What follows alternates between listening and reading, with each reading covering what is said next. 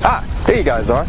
All right, ladies and gentlemen of the YouTube citizens, y'all know who this is. This is your boy True Inferno, and today's day is Friday, May the 10th. So, I am at my secret spot, as you can clearly see. It's been a minute since I've been here and showing it off for you guys, but I'm going to do something different because as I'm getting more and more subscribers, with that said, I'd like to thank you guys as we finally hit 600 subscribers. So now the goal is to get up to 700 and ultimately, hopefully we get 1,000 before Go Fest. But that's what's going on right now. But let me show you guys over here real quick. We're about to spin this Pokestop. And I already checked the Apom and the Rat. Neither one was shiny, by the way. So there you go with that. But here's what we're going to do today. As we are getting more and more subscribers, I realized that I haven't really shared much about myself with you guys. So while I'm walking around spinning Pokestops because I need a lot of items, I need a lot of Pokestops, Pokeballs rather, I'm going to tell you guys a little bit about myself. So yeah, in terms of like, you know, not necessarily who I am, but what I like, some of the things that I dislike, why I started YouTube, how I got into Pokemon and things of that nature. So yeah. We about to, I thought that was a side dog, but yeah, we about to go this way. So yeah, let's go.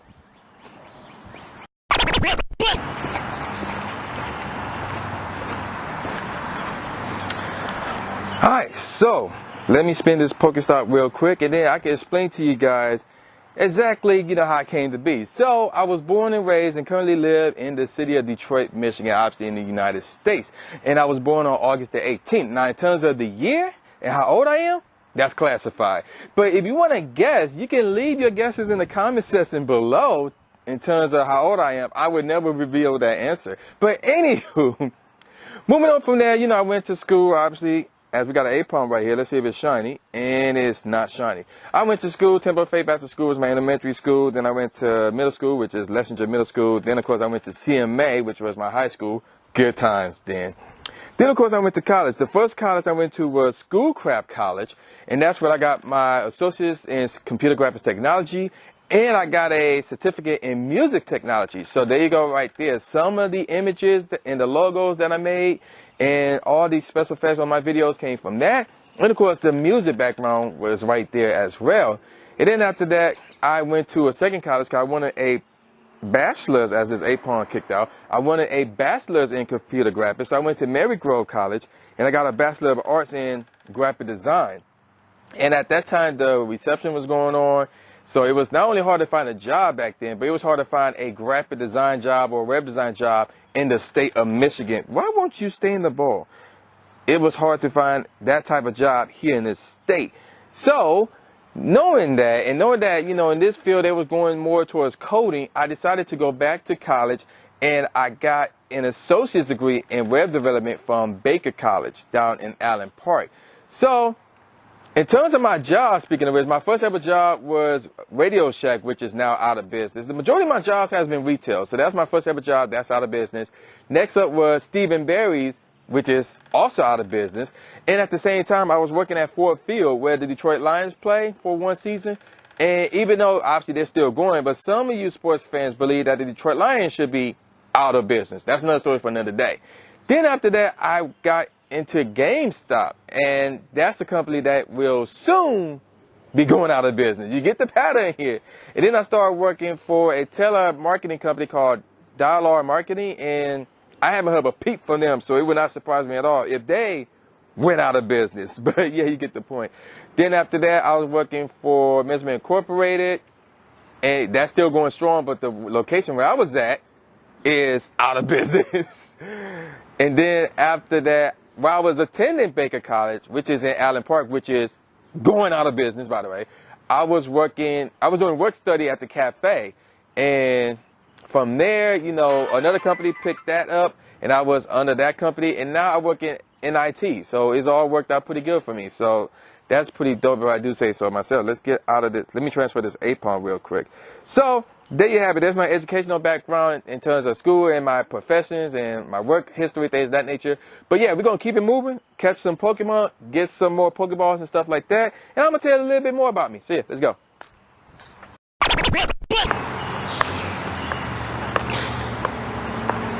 Your boy got that bad balance. So we got a chim chart here, so I'm about to capture this thing real quick. So how did I get into YouTube? So as most people did, I got into YouTube as somebody who just wanted to go in there and watch videos. And wow, I don't remember when I first got on YouTube. This was either 2008 or 2005. I don't remember exactly when I created a YouTube account and just started watching videos, things of that nature. But my first account wasn't True Inferno Pokemon Go's Adventure. It wasn't even True Inferno. It was something totally different. I'm not going to share with you guys what it is. But yeah, there you go. With that, I did start making videos at some point, you know, a few years later. Like I was making a bunch of Baltimore, what's it called them joints? Baltimore remixes and, you know, showcasing my beats and things of that nature. But it wasn't until the True Inferno channel got started, which was, I think, Christmas Day in 2012. That's when I actually created that channel.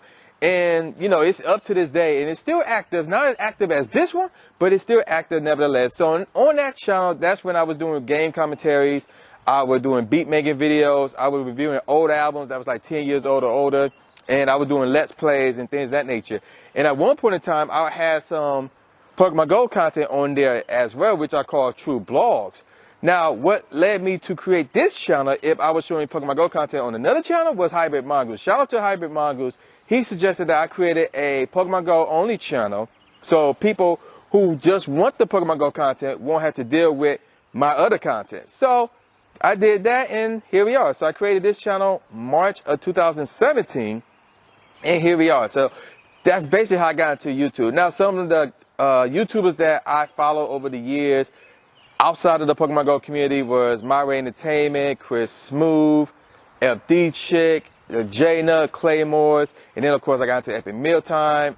I got into the Black Okage, who at one point in time was called Modern War Negro, and of course the Game Illuminati crew. And then I discovered Dashy Games, aka Dashy SP, and then the homie Corey Kenshin, who is also from Detroit. So yeah, that's a big time YouTuber right there. That if you're from Detroit and is black, you need to follow him without question. And then of course there was other YouTubers that, you know, I watch this day as well. Obviously Review Tech USA is another one as well. So yeah, there you go with that. Now in terms of within the Pokemon Go community, in case y'all don't know, the very first Pokemon Go content creator that I discovered was Hybrid Mongoose. And it was funny how I discovered him, because when the game first came out, I was hearing stuff about nests. I'm like, what is this nest? I need to find out what that is. And then when I found out what it was, I'm like, okay, I need to find a Bulbasaur nest, a Pikachu nest, or a Charmander nest, and a Squirrel nest, because those are the ones that I really wanted. So I was looking, trying to find them, and then I accidentally ran into his video, which was his Bulbasaur video, where, you know, the starters, those nests remained the same for months, as every other nest would change like every 3 weeks or so, something like that. So he did a review on a Bulbasaur nest. I forgot the name of the park, but it's like somewhere in downtown Detroit. I watched that video. I'm like, oh man, he's loco. So I started following him. I subscribed to him. I would share his videos out as well. And then we actually started talking. And, you know, I was told him how, like, knowledgeable he was about the game. And then he told me, no, there's another guy who knows about the game way more than he do. And that was Trainer Tips. So then, of course, I subscribed to Trainer Tips.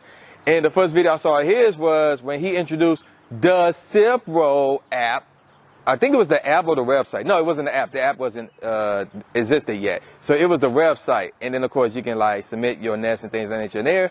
And from there on, I started watching Trainer Tips videos. And then, of course, it was like a family tree of who's who in terms of Pokemon Go content creators. So obviously I learned about Reverso and Ben 10-1. And, of course, Mr. 7. Then, of course, Holly. Then DX1 and Sinbad. And the rest was history. So that's basically my YouTube journey. Now, in terms of how I got into Pokemon, we'll explain that at another spot. So yeah, let's go. Hopefully I don't fall. Alright, so we made it towards the back of the secret spot, and we got its number right here. Let's see if it's shiny real quick. And no, it's not shiny. Alright, so how did I get into Pokemon? I have to say, for most of us in America, we got into Pokemon through the anime, or, you know, at the time we thought it was just a cartoon, a kid's show, not knowing what an anime really was at the time, I will admit. So that's how I got into Pokemon. Pokemon, in my opinion, is one of the big four that came from Japan over to America and created a cultural impact throughout the country and throughout the world. So obviously we talking Pokemon, Dragon Ball Z, Yu-Gi-Oh, and Sailor Moon. Those to me I consider to be the big four.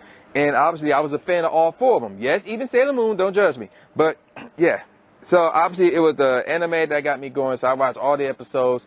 Anytime it was on, I would sit down and watch it. So obviously I was a huge fan of the first generation, the OG as I call them. So obviously with that came the mainstream games. So we talking Pokemon Red, Blue, and Yellow. My first ever Pokemon game that I got was Red. That was the one that I got on the Game Boy Color. I still got it to this day. And I was determined to get all 152, not one, but 2 Pokemon. And I did. So after I beat Red, I also, oh, there's another Acorn. Let's see if it's shiny. And no, it's not shiny. So after I beat Red, I still had to get all 150 again, 2 Pokemon. So I got Pokemon Yellow, which was my second ever mainstream Pokemon game. And then after that, I went to Blockbuster. Who remember Blockbuster? I went to Blockbuster and rented Pokemon Blue. And I played that game all the way up to the point where I got all the Pokemon that I wanted. So I also rented Pokemon Stadium, and I had the transfer cable, so you could transfer Pokemon from Red, Blue, Yellow over to Pokemon Stadium. So what I did was I transferred all the Pokemon that I needed from Blue over to Stadium, and I transferred them back from Stadium to Red. And I did the same thing from Yellow to Stadium, Stadium to Red. And that's how I got all 152 Pokemon. So you probably wondering, what do you mean 152? There's like a glitchy Pokemon that some people thought was like the beginner of Gen 2.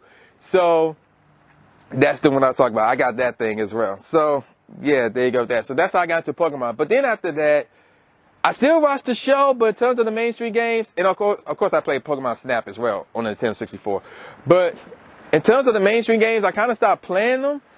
And because mostly I focus on Red and Yellow, obviously. But I don't know, I just fell off from the mainstream games. It wasn't until Diamond and Pearl was coming out. And at that point I had a DS Lite to be exact. And Diamond and Pearl was coming out. So I'm like, okay, I need to get Diamond. Diamond looks dope.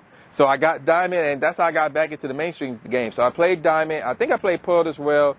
I also got Black and White. Played those. I played, what is it? Alpha Sapphire and Omega Ruby as well. And then, of course, I got X and Y. And, oh, yeah, and I got that as well. And then I also got, what is it? Sun and Moon. And I didn't like Sun and Moon. So, yeah, there you go with that. But that's how I got into Pokemon. So how I created the Pokemon Go channel at the time, I guess you could say where I got into making Pokemon Go videos. At the time when this came out, my mindset was, oh man, nobody is going to jump on this. Like nobody's going to make a YouTube channel or do YouTube videos based off this. I might really be one of the select few. And boy, was I wrong. But yeah, so that's how I started making Pokemon Go videos, which started on my other channel, but then I brought it over here. And obviously it's been going pretty good, if I do say so myself. So I'm almost done here. I'm gonna, give you guys a little bit of info about me as we try to, again, get some more items. So yeah, stay tuned. Alright, so before I wrap this video up, I guess I could give you guys a little bit of additional info about me real quick. So in terms of Pokemon, that is my 5th all-time favorite franchise in terms of, entertainment and media wise. Number 1 is a toss-up between Dragon Ball Z and Kingdom Hearts, without question. Then number 3 is a toss-up between Teenage Mutant Ninja Turtles and Power Rangers. And then of course Pokemon will be a close 5th, followed by Sonic the Hedgehog and Yu-Gi-Oh. So there you go with that. My all-time favorite movies, my top 5 favorite movies rather, are The Lion King, Ready Player One rather, Scott Pilgrim vs. the World, Straight Outta Compton, and The Incredibles, the first one. So yeah, those are my all-time top 5 favorite movies right there. Obviously, I'm a huge sports fan. I like basketball, that's my favorite sport, but I'm also a big football fan. And your boy is a golfer as well, so I like to watch golf, especially if Tiger Woods playing. But yeah, I'm mostly a big-time sports fan. Also, I am a big-time music fan as well, so I listen to just about anything with the exception of country and western music. Now, country, I want to give it another shot. I really do want to give it another shot, because I did hear a country song one time, and I was like, this sounds dope. But I couldn't figure out who was singing the song and the name of the song. So I like to give country another shot. But which how they go. But outside of those two, I listen to just about anything: rap, hip hop, R&B, jazz, blues, rock, classic rock, heavy metal, classical, opera, J-pop, K-pop. You know, video games, soundtrack music, things of that nature. Basically, I listen to anything, just about. Again, with the sense of the country, which I want to give another chance, in wrestling. I straight with wrestling music, but that's pretty much it. Oh, and obviously video games. I do play video games, not as much as I used to when I was younger. I just really don't have the time to play like that. Otherwise, I do have a PS4, a Xbox One, a Nintendo Switch, obviously. I also have the Wii U, the Nintendo Wii, PS3, PS2, Dreamcast, Xbox. Well, I did have an Xbox 360, but I traded that in. I had a PSP 3000, but I traded that in. Still got my 3DS. Still got a DS Lite. Still got my Game Boy Color. Got my Super Nintendo, Sega Genesis, Nintendo 64 to this day. And I believe that's all the game system that. At one point in time, I had a Game Genie, and I had a regular Nintendo, but it stopped working. I still have those games, so one of these days I'm gonna get me like a knockoff of a Nintendo, so I can still play those games, things of that nature. But that's pretty much it, you know. So that's about it about me. So yeah, I'm gonna do a Twitter post where I'm gonna ask you guys, or let you guys ask questions about me. So if there's anything in this video that I did not cover that you want to know about me, not my age, I'm not telling y'all my age, or my address, or my social security number, anything like that. Yeah, follow me on Twitter, which is True Inferno Pogo. All one word, you know, TruInfernoPogo. All one word, True Inferno Pogo. Follow me on there, and at some point in time over the next week or so, I'm gonna post a Twitter poll, not a poll, but a Twitter post asking you guys, is there anything that you want to know about me, any questions that you have for your boy, and then you can let them fly, and then I will do a video of myself answering your questions. So yeah, that will be coming up in a few weeks. So with all that said, y'all know who this is. This is your boy, the new Jay Gatsby, aka the new Stephen A. Smith, saying peace out, y'all, and I'll see y'all next time. Yeah. After you subscribe to the channel, make sure you click the bell icon so you never miss a new video or a live stream ever again. Thanks, guys. Living in a world where tomorrow's never promised. Last of a dying breed, rather find honest. Got me feeling like an onyx. My heart was getting hard till I looked to the sky. Say I'ma leave it to God and embark on this path. Journey of a lifetime. Everybody rhyme, but not a lot I co-sign. Define the mind's capability.